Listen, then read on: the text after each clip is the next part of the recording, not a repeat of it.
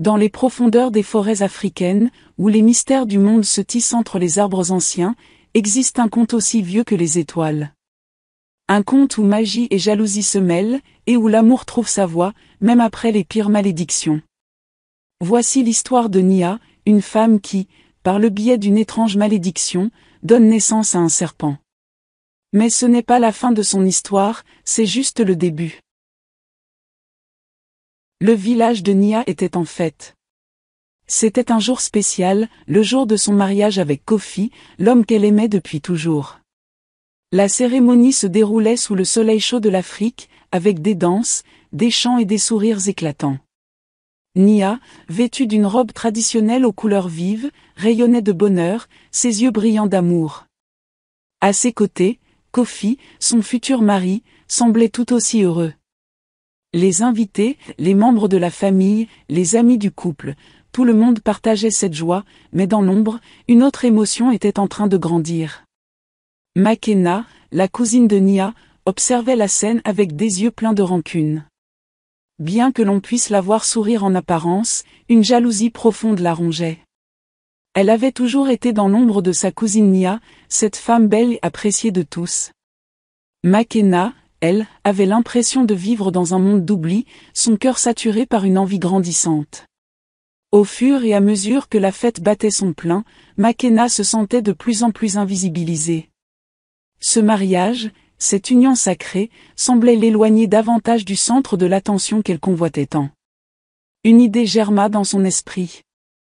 Et si, à travers un simple acte, elle pouvait inverser la situation? Si elle pouvait détruire le bonheur de Nia, alors peut-être que tout changerait. Ce jour, sous la lumière du soleil et la musique joyeuse, était en réalité le début d'un tourbillon de malheur, une spirale de vengeance. Makena, en silence, se tourna vers la guérisseuse du village, une vieille femme connue pour ses pouvoirs mystérieux. La guérisseuse écouta Makena avec attention, et dans un murmure, elle lui promit que si elle le désirait, elle pouvait utiliser la magie pour briser la félicité de Nia et changer son destin. Tout ce qu'il fallait, c'était un peu de poudre magique et un rituel sombre. Makena, dans son désir de tout contrôler, accepta sans hésiter. Ainsi, à l'aube du jour suivant, un malheur invisible se mit en marche, un sort jeté, une malédiction qui allait changer à jamais le destin de Nia. Les mois passèrent après le mariage de Nia et Kofi. Le bonheur semblait régner dans la maison du jeune couple. Leur amour grandissait avec chaque jour qui passait, et bientôt Nia attendait leur premier enfant. Les villageois étaient ravis pour eux, et la famille de Nia se préparait à célébrer l'arrivée de ce nouveau membre. Mais la malédiction qui avait été jetée lors de la fête de mariage ne s'était pas encore manifestée. Elle dormait, prête à se réveiller au moment opportun. Une nuit, alors que Nia ressentait des douleurs inhabituelles dans son ventre, une étrange sensation la traversa. Elle se leva précipitamment, cherchant à comprendre ce qui se passait. Kofi, inquiet, l'aida à se rendre chez la guérisseuse, mais la situation devint rapidement plus inquiétante. Nia sentit que quelque chose de terrible se produisait, quelque chose qu'elle ne pouvait expliquer. Ses douleurs devinrent insupportables, et elle se retrouva à terre, criant sous la douleur, perdant connaissance sous l'effet de la souffrance intense. Lorsque Nia reprit connaissance, elle se retrouva entourée de Kofi, de sa mère et d'autres membres de la famille. Mais ce qui la choqua le plus fut la vision de son enfant, un être étrange qui semblait glisser hors de son ventre. Ce n'était pas un bébé humain, mais un serpent, son corps mince et luisant, aux yeux perçants. Il serpentait autour d'elle, et sa peau semblait briller d'un éclat surnaturel. Nia, terrifiée, tenta de comprendre ce qui venait de se passer. Elle se demanda si ce serpent était réellement son enfant. L'enfant qu'elle avait porté pendant 9 mois, celui qu'elle avait aimé et chéri avant même de le voir. Comment expliquer ce phénomène? La douleur qu'elle avait ressentie n'était-elle qu'un avertissement d'un sort funeste? Mais pourquoi elle? Pourquoi Kofi et elle devaient-ils subir cette étrange transformation? Les villageois, venus en hâte, regardaient avec effroi ce serpent qui glissait parmi eux. Des murmures se faisaient entendre, et une rumeur se propageait.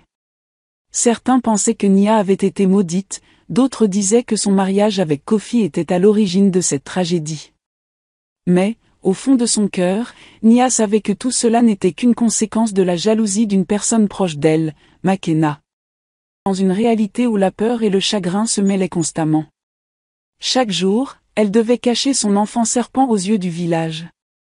Les murmures devenaient de plus en plus insupportables, et les regards pleins de jugement l'anéantissaient. Bien que Kofi soit resté à ses côtés, la situation était devenue difficile à supporter. Il l'aimait toujours, mais les signes de doute dans ses yeux étaient évidents. Malgré son amour, Nia savait que la situation n'était pas simplement une épreuve physique. Ce serpent, ce bébé, qu'elle avait porté, semblait être une malédiction qui la séparait peu à peu de la société, de sa famille et de l'avenir qu'elle avait espéré. Elle se sentait perdue. Il n'y avait plus de place pour l'amour dans sa vie, seulement pour la honte et la peur. Kofi faisait de son mieux pour la réconforter, mais lui aussi était confronté à des regards hostiles. Chaque jour, il se levait avec la peur de ce que la rumeur pourrait faire à leur couple. Les mois passèrent dans cette atmosphère de désespoir. Le serpent grandissait, devenant plus intelligent, plus étrange, et pourtant il restait l'enfant qu'elle avait conçu. Elle avait de plus en plus de mal à l'accepter, à comprendre la raison de sa naissance. Et puis, un soir, elle eut un rêve étrange. Dans ce rêve, elle se retrouva face à la guérisseuse du village, celle qui avait provoqué la naissance du serpent. La vieille femme lui parla de la malédiction, lui expliqua que c'était la jalousie d'une personne proche, une personne qui avait cherché à détruire son bonheur. Nia se réveilla en sursaut, le cœur lourd. Elle comprit qu'il lui fallait trouver un moyen de lever cette malédiction, de se libérer de ce sort, sinon elle perdrait tout, son mari, son enfant, sa dignité. Au fond de son cœur, Nia savait qu'il y avait une chance de briser la malédiction.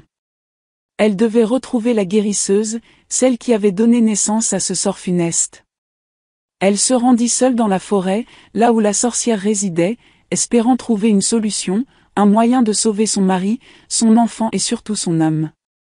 La guérisseuse, apparue comme par magie, attendait Nia avec une tranquillité déconcertante. Elle lui expliqua que la malédiction ne pouvait être brisée que par un acte de réconciliation, une forme de pardon. Ce n'était pas un simple geste physique ou une parole prononcée, il s'agissait d'un vrai acte du cœur. Nia devait pardonner à sa cousine Makena, celle qui avait jeté le sort sur elle, qui avait causé cette souffrance. Seul ce pardon pourrait dissiper la magie et ramener la paix. Au début, Nia hésita. Pardonner à celle qui avait détruit sa vie semblait impossible. Mais la guérisseuse lui expliqua que seule la force intérieure de l'amour pouvait briser le cycle de la haine et de la souffrance. Nia, bien que rongée par la douleur, savait que c'était la seule voie vers la guérison. Le lendemain, Nia se rendit chez Makena, tremblante mais résolue. Elle trouva sa cousine, accablée par la culpabilité, consciente de ce qu'elle avait fait. D'un geste plein de courage, Nia lui tendit la main et lui offrit son pardon. C'était difficile, mais en cet instant, la malédiction fut levée. Le serpent, dans les bras de Nia, se transforma en un enfant humain, un bébé en pleine santé, qui sourit à sa mère. Nia se sentit alors libérée, son cœur apaisé. La transformation de l'enfant serpent en un être humain était un miracle. Les villageois, témoins de ce phénomène étrange, commencèrent à accepter Nia et son enfant. Kofi, touché par la sagesse et le courage de Nia, l'aima plus que jamais. Ensemble, ils bâtirent une famille heureuse, remplie d'enfants joyeux. Makena, quant à elle, vivait dans un profond repentir. Bien que le pardon de Nia ait levé la malédiction, il n'effaça pas la douleur qu'elle ressentait pour ses actes. Elle chercha à réparer ses erreurs en s'engageant à aider ceux qu'elle avait blessés. Nia, dans sa générosité, lui offrit une place dans sa vie, mais cette fois avec prudence et sagesse. Ainsi, Nia et Kofi vécurent heureux, entourés de leurs enfants, et la paix régna enfin dans leur maison. La famille retrouva la joie de vivre, et le souvenir de la malédiction se dissipa lentement dans le vent chaud de la savane. Cette histoire nous rappelle que l'amour et le pardon peuvent briser les chaînes les plus sombres. La jalousie et la haine, aussi puissantes soient-elles, ne peuvent vaincre la lumière d'un cœur pur. Nia et Kofi nous montrent que, même dans les épreuves les plus cruelles, il existe toujours une voie vers la rédemption et le bonheur.